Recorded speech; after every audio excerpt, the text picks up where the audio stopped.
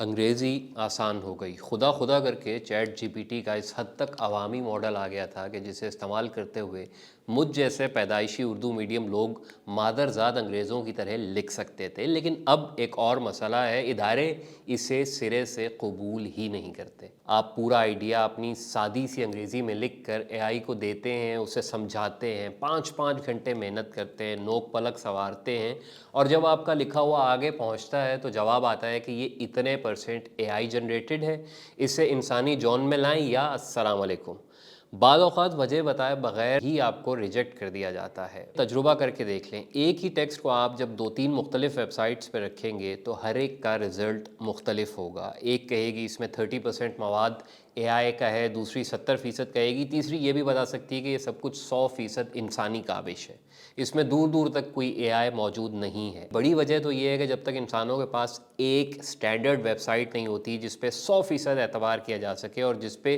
مشترکہ طور پہ سب کا بھروسہ ہو کہ یہ واحد ٹول ہے جو اے آئی ٹیکسٹ کو ٹھیک سے پکڑتا ہے، تب تک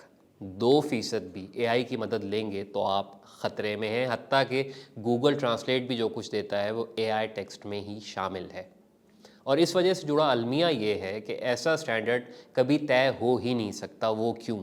چونکہ خود وہ ویب سائٹ بھی اے آئی سے ہی کام لے کے پتہ لگا رہی ہے کہ جو کچھ آپ نے لکھا ہے وہ بذاتے ہی آپ ہیں یا کوئی مشین ہے، اور اے آئی 100% قابل اعتبار کبھی بھی نہیں ہوگا۔ ایک بہت بڑا مسئلہ چیٹ جی پی ٹی کی ہیلوسینیشنز کا ہے۔ فرض کیا آپ نے اس سے یہ پوچھا کہ فٹ بال کی تاریخ پہ 5 بہترین کتابیں بتائیں، وہ 4 ٹھیک بتا دے گا، لیکن ایک ایسی ہوگی جس کا دنیا میں کوئی نام و نشان نہیں ہوگا۔ یہ چیز ثابت کرنے کو میں نے پوچھا کہ اردو کی 5 بہترین کتابیں بتائیے، تو چوتھی کتاب کا نام گڈریا تھا، اور وہ راجندر سنگھ بیدی کی لکھی ہوئی تھی۔ اس کے آگے بڑے پر اعتماد طریقے سے یہ بھی لکھا ہوا تھا کہ یہ افسانوی مجموعہ انسانی جذبات، سماجی مسائل اور معاشرتی حقیقتوں کی عکاسی کرتا ہے، حالانکہ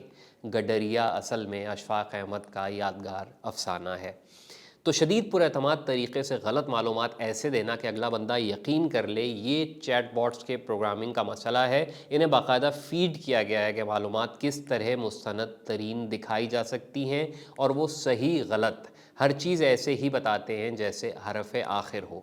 چیٹ جی پی ٹی پر ایک تحقیق تو یہ بھی کہتی ہے کہ جتنا زیادہ ڈیٹا اسے ملتا جائے گا وہ اتنا ہی ناقابل اعتبار ہو جائے گا، کیونکہ وہ سب ڈیٹا جو آج کل کی بیشتر ویب سائٹس پہ موجود ہے خود بھی اے آئی جنریٹڈ ہے۔ تو کل ملا کے جو سوال چیٹ جی پی ٹی سے آپ پوچھیں گے اس کا جواب وہ 100% دے گا، لیکن جواب درست کتنا ہے اور اس میں غلطی کتنے فیصد ہے یہ آپ تب تک نہیں جان سکتے جب تک آپ اس میں دیا گیا ہر ریفرنس خود سے چیک نہیں کر لیتے۔ اب آپ تحقیق کر رہے ہیں، صحافی ہیں یا کوئی طالب علم ہے، آپ نے اپنی پوری research ChatGPT کو دی اور اس سے کہا کہ اسے اچھی انگریزی میں کر کے واپس کر دو، اس نے 15-20 سیکنڈ میں سب کچھ استری کر کے آپ کو واپس کر دینا ہے، لیکن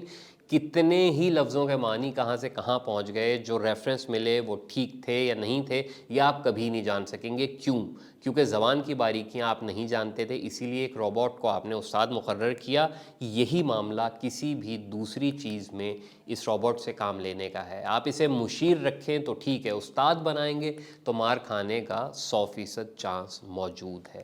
مزید تفصیل چاہیں تو یوں سمجھ لیجئے کہ جس بات سے آپ واقف ہیں اسے چیٹ جی پی ٹی سے کروائیں، اور بعد میں جہاں غلطی لگے خود درست کر لیں، لیکن جو چیز نہیں جانتے اس کے لیے زحمت کریں اور پرانے کلاسیکل طریقہ کار کے مطابق مستند ویب سائٹس اور کتابوں ہی سے جا کے معلومات ڈھونڈیں۔ اب آتے ہیں میری مایوسی کی طرف کہ جب میں چیٹ جی پی ٹی سے اتنا اچھا لکھ لیتا ہوں تو کوئی بھی ادارہ اسے قبول کرنے کے بجائے اس پہ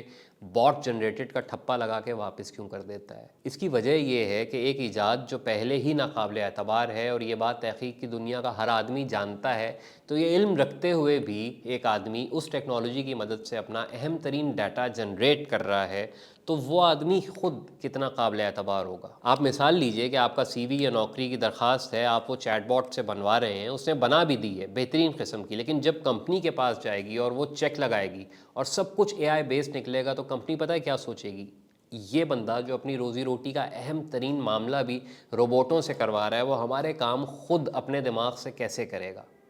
آپ کی غلطی کے ذمہ دار آپ خود ہیں، لیکن جو غلطی جان بوجھ کر آپ کروائیں گے اس کا ذمہ دار آخر میں کون بنے گا؟ ظاہری بات ہے اس کے بھی آپ ہی ہوں گے۔ تو بس دھیان کریں، مجھے حال ہی میں کافی تلخ تجربے ہوئے، بہتر لگا بتا دیا۔ ہاں، اگر آپ نے اپنی غلطیوں سے ہی سیکھنا ہے تو بسم اللہ.